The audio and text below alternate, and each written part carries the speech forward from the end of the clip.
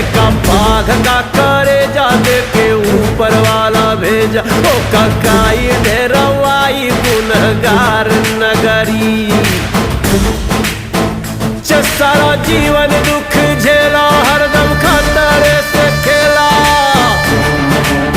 जे सारा जीवन दुख झेला, हरदम खतरे से खेला। अब